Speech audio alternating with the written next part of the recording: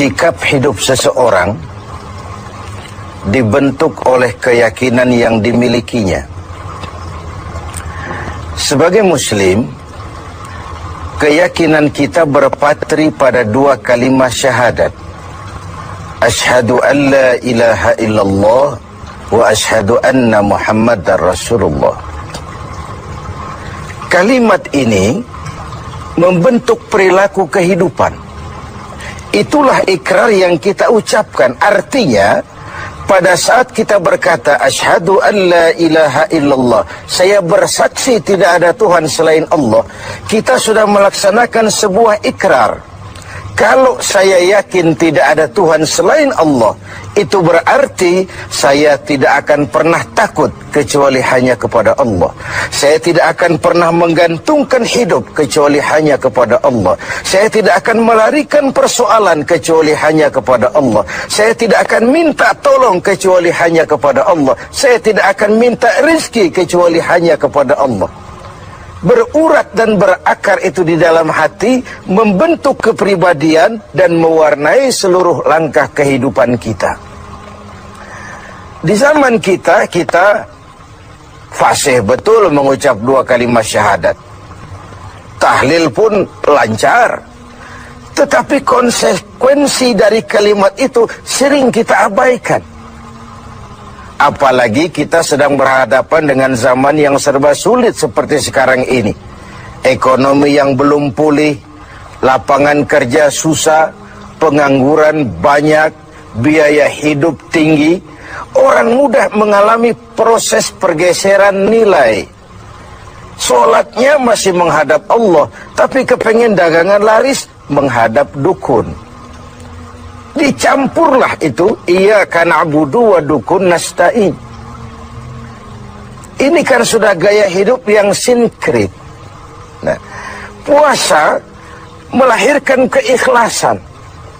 Kenapa? Karena ibadah ini seperti kita pernah bicarakan tanpa sugesti.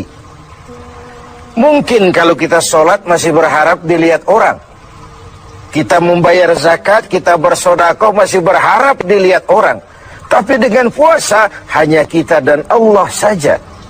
Ini harusnya melahirkan gaya hidup keikhlasan. Bahwa kalau kita sudah berbuat, yang penting kita dan Allah saja. Mau dipuji orang atau tidak, mau didengar orang atau tidak, mau dilihat orang atau tidak, yang penting saya sebagai pelaksana sebuah ibadah dan Allah sebagai tempat tujuan kenapa ibadah ini saya laksanakan. Karena itu, pada jumpa kita sore ini, kita akan bicara tentang ikhlas dalam menghadapi kehidupan ini. Sebab bukan saja hanya sholat kita harus ikhlas, puasa harus ikhlas, zakat harus ikhlas. Menjalani hidup ini pun kita harus dengan penuh keikhlasan. Kita tahu bahwa apa saja kalau sudah mulai kita gantungkan kepada yang selain Allah, bersiaplah untuk kecewa.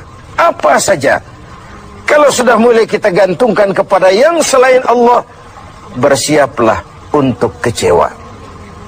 Nah, ikhlas tentu bukan hal yang mudah dilaksanakan, walaupun sangat mudah untuk diucapkan. Tetapi inilah yang diperintahkan Allah kepada kita. Kalian wa ma umiru illa liya'budullaha mukhlisin. Kalian tidak diperintahkan kecuali hanya menjadi penyembah Allah yang penuh keikhlasan. Penyembah Allah yang berangkat dari semangat keikhlasan. Saya ingin mengungkap apa yang pernah disampaikan oleh Imamul Ghazali tentang keikhlasan ini. Beliau menyatakan, An-nas kulluhum mauta illa al-alimun, wal-alimuna niyamun illa al-amilun, wal-amiluna mughtarruna illa al-mukhlisun. Manusia, kata Al-Ghazali, pada dasarnya mati, kecuali orang yang berilmu.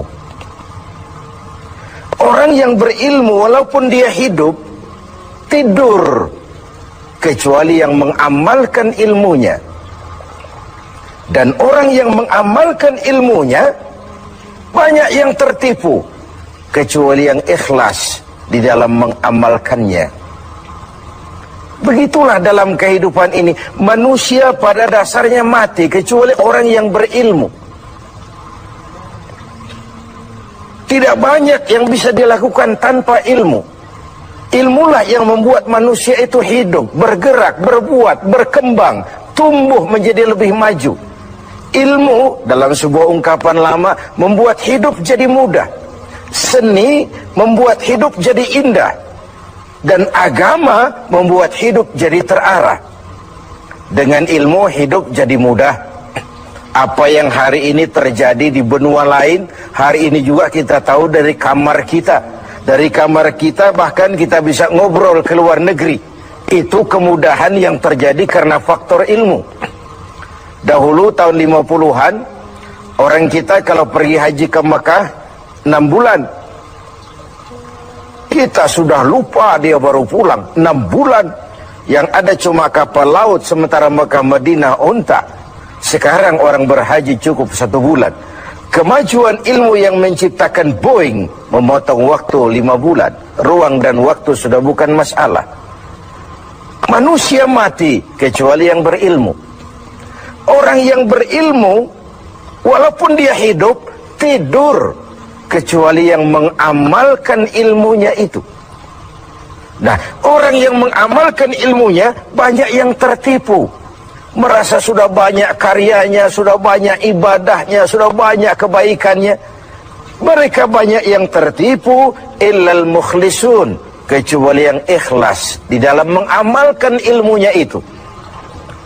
Ikhlas itu, itulah roh dari amal yang kita kerjakan. Amal tanpa ikhlas, jasad tanpa roh, mati nilai amal kita. Nah, dan iblis itu luar biasa. Sehingga Nabi katakan, iblis masuk ke tubuhmu, menggodamu melalui saluran darahmu. Persempit jalan masuk iblis ke tubuhmu. Sahabat bertanya, dengan apa ya Rasul? Dengan zikir dan lapar. Saya ingin mengulangi hadis ini. Iblis masuk ke tubuhmu, menggodamu melalui saluran darahmu. Persempit saluran masuk iblis ke tubuhmu. Dengan apa ya Rasul? Dengan zikir dan dengan lapar. Jadi ketika kita melaksanakan ibadah puasa ini, kita mempersempit ruang gerak iblis. Itu makna bahwa kalau datang Ramadan, diikat setan dan iblis itu. Siapa yang mengikat? Ya kita sendiri. Dengan apa? Dengan ibadah puasa. Kita ikat dia, tidak berkutik, memperturutkan hawa nafsu sebagai kendaraan utama si iblis tadi. Jadi kembali kepada soalnya, keikhlasan. Itulah nilai dari amal kita. Nah, iblis datang kepada setiap orang dengan bendera yang tidak sama. Iblis datang kepada orang kaya dengan bawa bendera bakhil. Iblis datang kepada penguasa dengan membawa bendera kezaliman.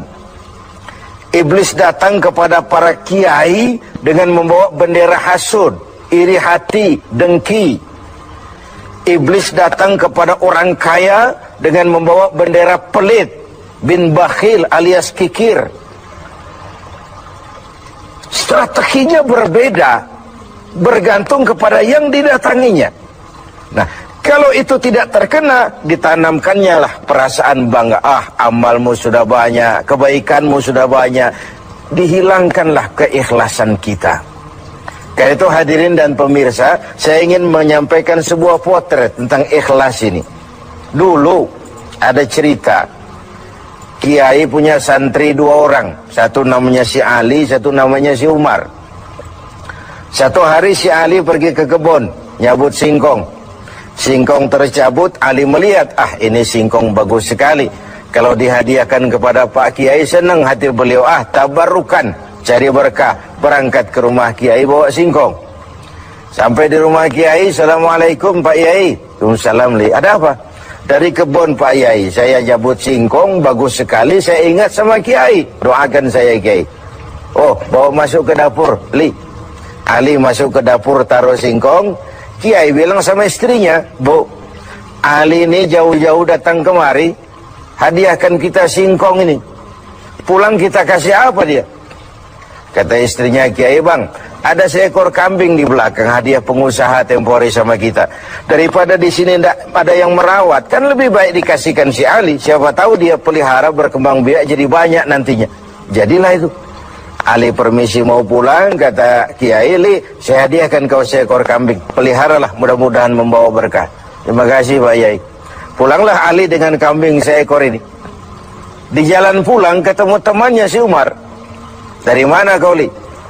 Dari rumah Kiai Mar. Itu kambing dikasih sama Kiai. Kenapa kamu dikasih kambing? Enggak tahu, saya datang cuman bawa singkong ke rumah Kiai, pulang dikasih kambing.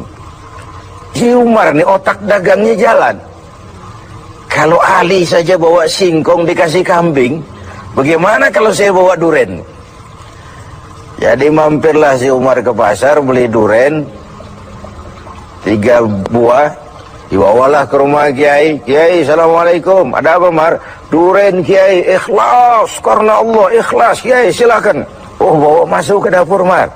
Umar taruh singkong taruh duren di dapur. Kiai bilang lagi sama istrinya, Bu, Umar ini datang bawa duren, lebih banyak dari yang dibawa si Ali. Kita kasih apa dia pulang? Kata istrinya Kiai, Abang nih kambing seekor pun sudah dikasih Ali, Bang. Sudah nggak ada apa-apa lagi di rumah.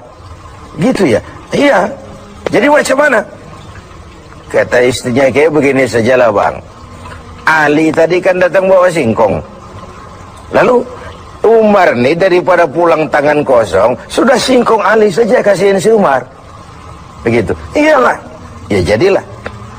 Umar permisi mau pamit pulang, kata Kiai, Mar, ada singkong, kamu bawa pulanglah, saya hadiahkan sama kamu, rebus, mudah-mudahan bawa berkah buat kamu. Pulanglah si Ali bawa singkong nih kan. Jadi ini sebuah potret betapa si Ali yang ikhlas bawa singkong dapat kambing. Umar nih yang punya target bawa duren 3, pulang dapat singkong. Nah, jadi ini sebuah cerita bahwa apa saja kalau sudah kita mulai bukan karena Allah, bersiaplah untuk kecewa.